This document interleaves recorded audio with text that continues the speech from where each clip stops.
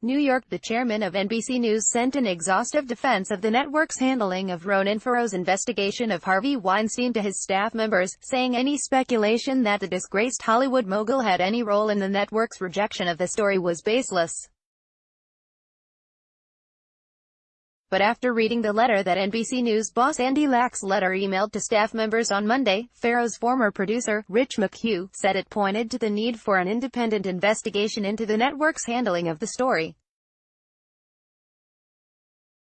NBC's decision not to air Farrow's story, and to let him take it to the New Yorker magazine, became an embarrassment when he later shared a Pulitzer Prize with the New York Times for stories outlining Weinstein's alleged sexual misconduct. In an attempt to counter any idea that pressure by Weinstein played any role in NBC's decision, Lack outlined all the times that the mogul and his lawyers reached out to the network's executives.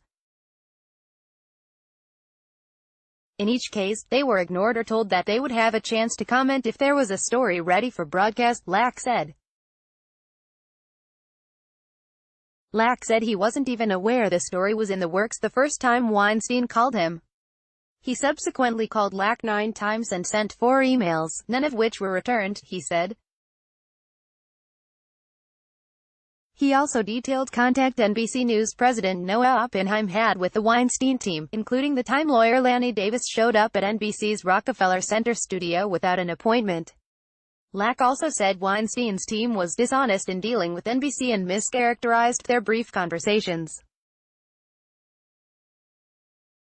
Harvey Weinstein leaves state Supreme Court after pleading not guilty on charges he committed sex crime against third woman on July 9, 2018 in New York City. Former movie producer had previously been indicted on charges involving 2 other women. Spencer Platt, Getty Images. Lack repeated the contention that Farrow and NBC disagreed over whether he had a story ready for broadcast, saying the reporter had no person willing to put a name behind an accusation of Weinstein when the network said to take the story elsewhere.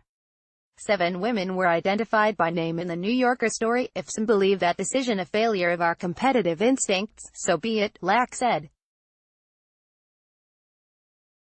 But it was a decision undertaken honorably and with good intentions toward Farrow and his work. Farrow has not spoken in detail about his dealings with NBC News over the story, but he is writing a book about it. McHugh, who just recently left his job as an investigative producer at the network, began speaking about it last week, bringing it back into the news. Lack said the real story is about Weinstein's behavior and the bravery of his victims in speaking out, rather than a back and forth between a reporter and his producer and a news network. However, we've watched with disappointment as unfounded intimations and accusations have traveled through media circles, he wrote.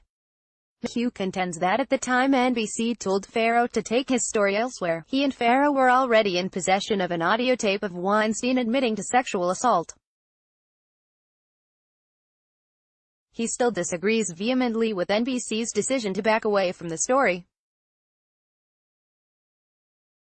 Farrow tweeted his reaction Monday evening. McHugh also took to Twitter Monday evening. NBC recently published a memo and fact sheet from Andy Lack regarding their handling of the Harvey Weinstein sexual assault story that was never aired.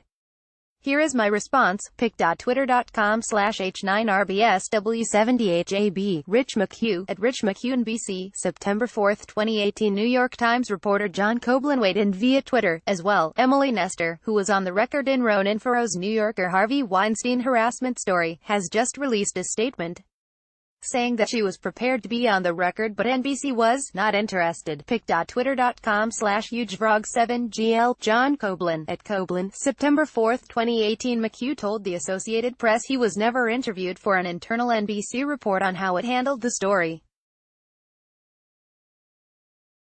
Lack's letter raises more questions than it answers, he said, with many women coming forward with harrowing tales of assault and rape, whether in shadows or on record, we have a journalistic, human and moral obligation to continue reporting, he said.